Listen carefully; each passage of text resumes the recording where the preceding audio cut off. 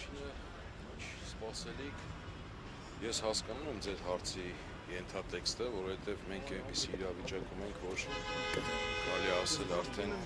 ամեն ինչ նախորդ երբեմն շատ հաճախ կանխորոշված է լինում, բայց ինչևէ, եթե այստեղ եմ, ուրեմն հույս ունեմ, որովհետև գիտեմ, որ ի սկզբանե անհիմն կալանքը բավարար արելը եւ հույս ունեմ, որ այսօր գոնե որոշակի փոփոխություն կլինի Սրբազանի խաղաղման միջոցի պարագայում։ Հասկանալի է ինչ է կատարվում մեր երկրում, այս ամբողջ իրավական համակարգում ճնշումները, դատավորների նկատմամբ, ԲԴԽ համակարգի կողմից, բայց ինչևէ հույս ունեմ։ Այս գործով իրեղեն ապացույցը անհայտացել է, ինչ կարող եք այս մասին ասել եւ արդյոք դա կարող է ընդհանուր դատական գործընթացի վրա ազդել, այսինքն փաստաբանների մարտավարության։ Այս պահին որևէ ստույգ պաշտոնական ինֆորմացիա չկա, թե դա համապատասխանում է իրականությանը, թե չէ, կփորձեմ ամեն դեպքում այսօր քննիչներին տեսնելով ճշտել։ Ինչ վերաբերում է մարտավարության տեսանկյունից, կարծում եմ դա ինչ-որ արժեքավոր բան կփոխի, մնացածը ժամանակը ցույց կտա։ Ըստ լավատեսական է, ձեր մոտեցումը խափանման միջոցի հետ կապված, նույնիսկ այն դեպքում, որ այս միջնորդությունը քննելու է Պարփոյանը,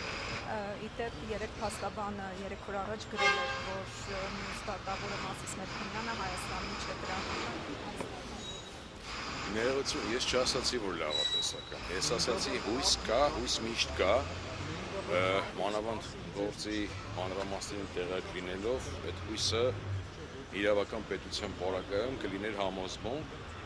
մնացածը ժամանակը ցույց կտա, լավն էր ձեր մեջբերումը այդ երկու դատավորների հետ կապված, ցավոք երբեմն արդեն զավեշտի է վերածվում են մակագրությունները ինչ որ տեղի է ունենում, երեք Ռուբեն Ներմելիքյան շատ հետարքիր հիմնավորումով ներկայացրել այդ մաթեմատիկական հաշվարկը, բայց որ իրականում տրամաբանությունից դուրս է, որովհետև այդպիսի զուգադիպություն չի կարող լինել, որ 4 կալանավայրում գտնվող սրբազաններից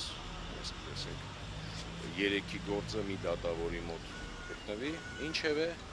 տեսնենք ինչ կլինի։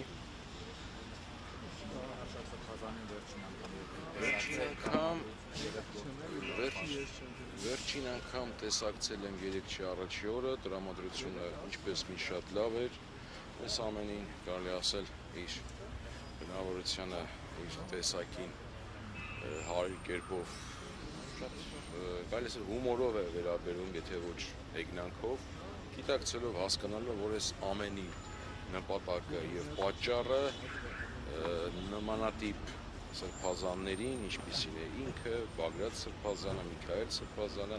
մեկուսացնելն է, Մկրտիչ Սրբազանը, մեկուսացնելն է, որպեսզի այն արշավը, որ տեղի ունենում հայ առաքելական Սուրբ եկեղեցու դեմ, իրականացվի ավելի մեծ թափով, որովհետև այդ անազատության մեջ գտնվող սրբազանները բարձր որ իրենց դիրքով, իրենց հեղինակությամբ, իրենց ժողովրդի մոտ վայելած հեղինակությամբ առաջի հերթին կարողանային կանխել այս արշավը եւ դրա համար իրենք անազատության մեջ են։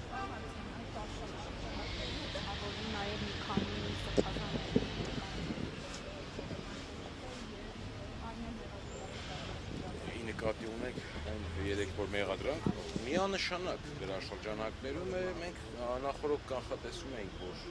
դա տեղի ունենալու, որ ամեն ինչ արվելու է, որպեսզի եւ Ռեհափարի եւ սրբազանների ելքը կանխի Հայաստանից, որպեսզի այն ժողովը, որի տեղի ունենալու չլինի, դա սպասելի էր, կանխատեսելի էր, Գիտեք, ամեն ինչ արվում է, որպեսզի այդ արշավը հայ առաքելական եկեղեցու դեմ, որ ամոթալի արշավը, որ իրականացվում է, իրենց նպատակին հասնելը կատարածվի, բայց ես դեռևս տարի ու կես 2 տարի առաջ եմ հարցազրույցով նշել, որ չի կարող մի խմբակ հաղթել 1700-ամյա եկեղեցուն, որը անցել է մոնղոլ թաթարներով, բոլշևիկներով, արաբներով, տարբեր արշավներով, արշավանքներով եւ միշտ հաղթած է դուրս եկել։